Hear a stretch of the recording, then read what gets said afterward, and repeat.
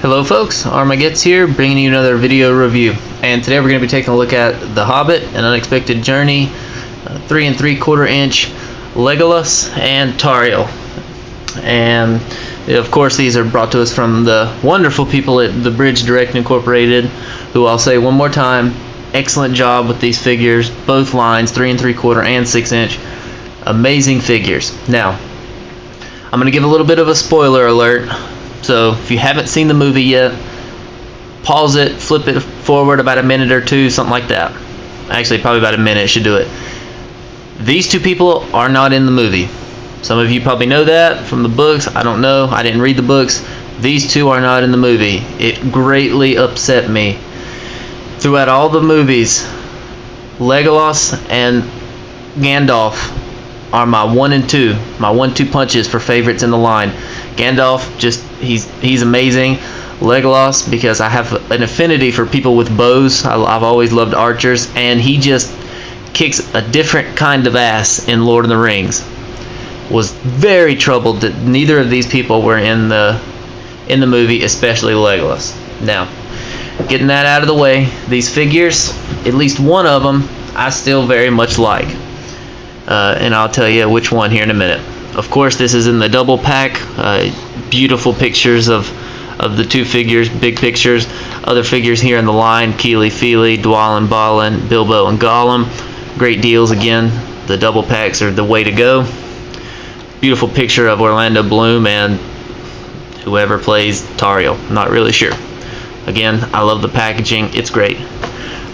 Onto the bios. As with most of the other doubles, I'm not going to read those, so I'm going to let my camera focus in here and pause that and go ahead and read it. It's the standard elf read up. Everybody knows what the elves are. So you know who the Legolas is, and I didn't know who Tauriel was, but there she is.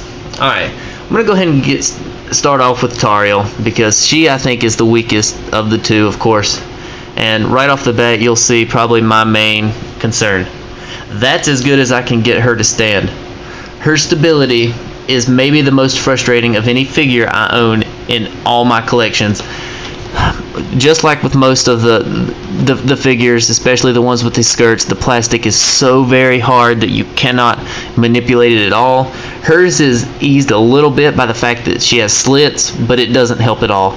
And most of the problems come from this quiver and this big long red hair that she's got, and it makes her very, very back heavy. So what I actually have to do is flip this foot forward a little bit, have her flatten this foot, and lean forward like that. That is as good as I can get it, and I tried for hours to do it. Could not get it. Now, onto the actual display of the figure itself. It's not bad. I do like the green, I guess, skirt dress that she's gone on. She has a lot of very good elvish detail in her, starting with her little bracers that she's got here. A good, what I think is a good likeness of the actor here in her face. I do like how you can actually move the hair a little bit to get it out of the way for the quiver here in the back. Just a lot of really good detail here. Now, she actually did come with her accessories. She actually comes with 2 of these little daggers. Now, I left one in the packaging here because she doesn't have a way to store the other sword like a lot of the other people do. So I decided to leave it in and just use one. And an absolutely beautiful sword, I think, or more like a little dagger here. It's a golden. It's got a little bit of gold in it. The handle is really nice. I really do like that. The bow is also, you can tell it's elvish. It's a really nice bow. I like that. It just fits into her hand. And that's all I'm going to talk about Tauriel, because I want to get the Legolas. So, go ahead and stand, Tauriel. See, and this is just what angers me. I can't get her standing. If I just walk around a little bit in my room, it knocks her over. So, on to Legolas here, and I really enjoy this figure, and he suffers from some of the same stability problems that she did, but it's not as bad. There she goes. Beautiful likeness of Orlando Bloom here in this figure. I do think it looks really good. Just the amount of detail on his armor is second to none in these figures. You can just tell that it's elvish. I mean, look at this gold detail here on his quiver. All of the molded in detail here on his boots, on his sleeves.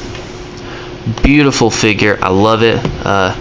His bow here, of course, is elvish, and I love all of the golden detail that you have on the bow. He also comes with, just like Tauriel, a quiver, and you can pop it off. It's got a peg here, peg on his back, and it just fits right on in there. His arrows, unfortunately, they're molded together. The 6-inch figure can actually they have individual arrows. I'll do that review later. On his standard swords, and he had these in Lord of the Rings. A lot of good detail. I know it's not going to pick up all of it. I love the handles. There's little bits of elvish detail here on the handle. Again, not going to be able to see it. Take my word for it. These are some beautiful swords, and they just fit here into his quiver, just like so. The bow, on the other hand, it's a little more frustrating.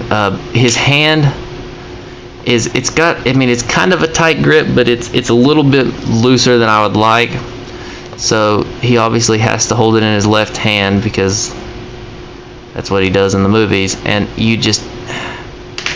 it is so very frustrating. What I actually have to do is squeeze on his hand a little bit to tighten it up, tighten the plastic up, and then just push it in there, just like that. And you can't put it in the middle of the bow. You have to hold it about that far down, otherwise he's not going to hold it very good. But that looks really good, and I really do like how this figure looks. The 6-inch one I think looks a lot better, of course, but this one has just almost as much detail as the 6-inch one has. Very beautiful figure. Just very unfortunate that they weren't in The Hobbit. Again, I never read the book, so I'm sure that he'll be in the next one. But it would have been nice to not tease us like this, and they've done it with a couple of characters. Bolg was not in the movie. Grinna, at least I didn't see, was not in the movie. Let's see if we can get this bitch to stand. There we go. Excuse me. Again, just very good characters. They're in the double pack, so you get them for roughly $14.99. I found them at my local Toys R Us. They have them everywhere at Toys R Us. These are very common figures, not hard to track down. For the price, definitely go get it. I mean, Legolas alone, you can find him alone $9.99. I don't know if you can get Tauriel alone, so you're kind of getting him for $10, and you get a $5. And really, honestly, that's about what I think Tauriel is worth. I get so angry trying to position her that it's almost not worth having, but for $5, I'll wrestle with it for $5. But again, if you guys haven't checked out these toys from the Bridge Direct, definitely check them out. They've done an outstanding job with these Hobbit figures. The reason I didn't do the articulation with these figures is don't even bother with it. You can move their arms in and out. That's it. Don't try to wrestle with their legs. Don't try to mess with their head. They have very little head movement, so I'm not even going to get into the articulation. Just leave them about like that. If you have any tips on maybe how to get their stability working a little bit better while still maintaining the quivers on their back, I'd love to hear it, but I'm not going to take those off because I feel like it's kind of necessary. So this has been Armageddon with another video review, The Hobbit, An Unexpected Journey, 3 3/4 inch Legolas and Tauriel. Thanks for watching.